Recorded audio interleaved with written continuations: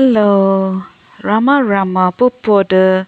Hope all are in good health, feeling great, wonderful, having a happy and peaceful life. Now let's go to chapter 47, the next part. Another day, at the combined wish of the devout mothers of the city, he delivered a discourse on Krishna Prem in a religious institution. There were over 200 ladies present on the occasion, and it was purely a ladies' gathering. He spoke in Hindi for about 1 hour. He poured himself out in a stream of ecstasy on the sublime nature of love.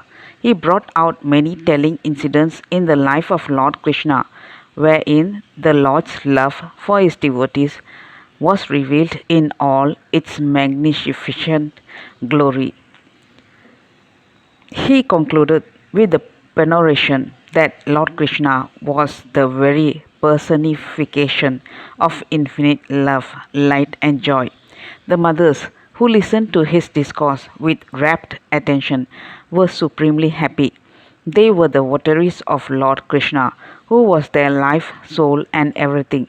Blessed mothers, may you ever be inebriated with the magic spell of Lord Krishna's name and love. The discourse over, he returned to Javanda's house. He sat on the terrace of the building.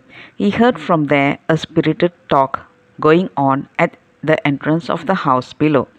It ceased, and a friend in the fold apprised him about the persons involved in the talk at the entrance. It appeared 2 members of the detective police attended Ramdas' discourse that day and followed him up to Javanda's house. The fact was, Ramdas was wearing in khadi cloth, and Jonathan Pant, besides being dressed a khadi, was also wearing a khadi white cap. The detectives thought that he was a politician in the garb of a sannyasi. Since they found nothing incriminatory in his discourse, they came as far as the house to inquire after his antecedents, mission, etc. They went away after receiving satisfactory information from Javanda's wife.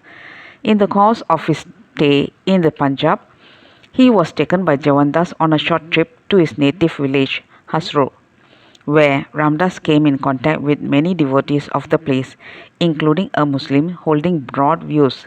Here he cannot fail to mention that he received kindness and hospitality from many devotees in Rawalpindi at their houses, of whom Gurudas Ram and a Sikh Sardar were two.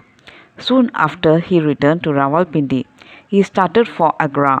In due time he reached Agra, where again he and Jonathan Pan were lodged in the house of the temple. During this stay, Ramdas had a discourse in the Vaishya boarding house. The young men of the house put him various questions, and he elucidated their difficulties, drawing upon his own life and experience. They were all of good cheer and treated him with great love. Among the friends who paid him visits in the temple were 2 from Etawah, Suraj Narayan and Hridaya Narayan. They took him with them on a visit to Etawah, where they accommodated them in the local Theosophical Lodge.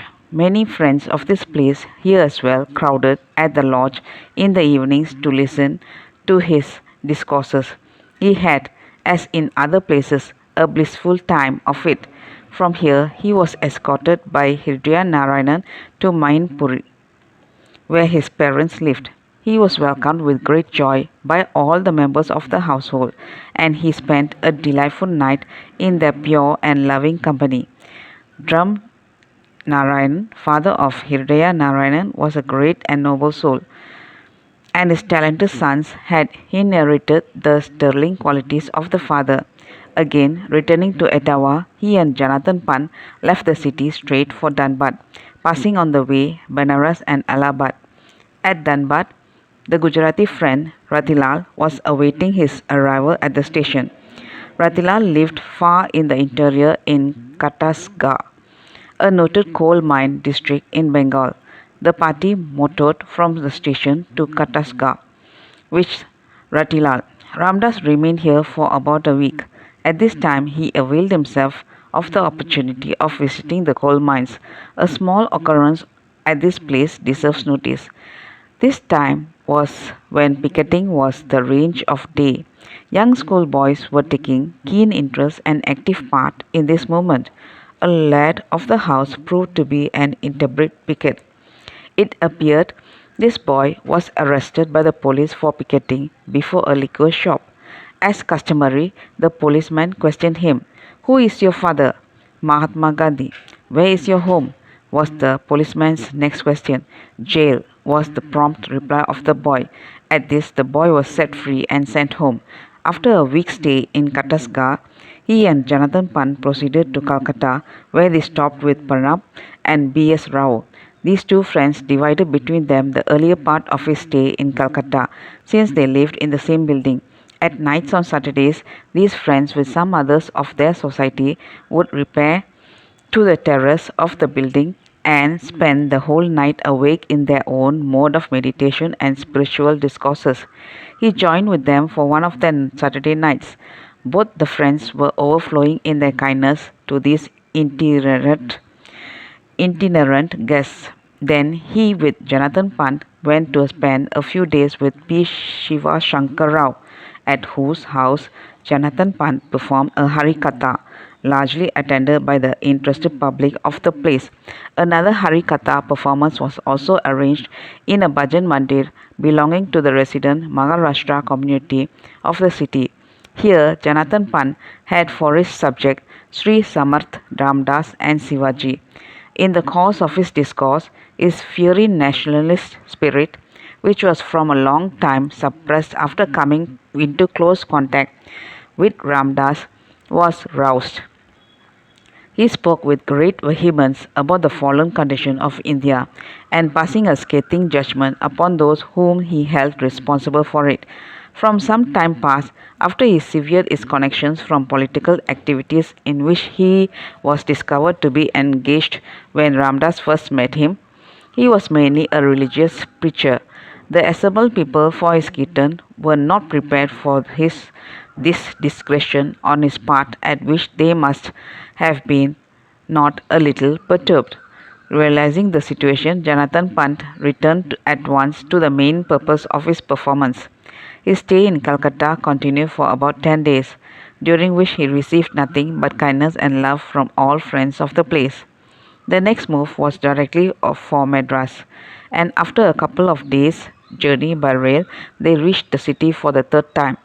On the occasion, the stay with Dr. G. S. Katre extended over a week. Here also, Jonathan Pant had an opportunity to perform a kirtan at the request of the friends of the city. From Madras, they travelled to Kumbakonam. Dr. Savur, the friend who has so kindly written an introduction to this book, came to Madras to take him over to his place. Dr. Savur is a vastly learned man. In his spacious bungalow, of which the big drawing room was his library, where he had her finest collection of books dealing with philosophy, religion, and general literature. Ramdas spent a week most blissfully. His wife, a simple, childlike, and noble soul, joined heartily with her husband in the bhajan that was held in the evenings. Ramdas hardly moved out of the house. Some professors of the college, of which Dr. Savur was then the principal, came to see Ramdas and had some talks with him. Here, Jonathan Pant, whose leave had by now expired, separated from him and returned to join his duties at Nakat. That's all, folks. Let's see in the next chapter. Thank you. Bye bye. Rama Rama Pupoda.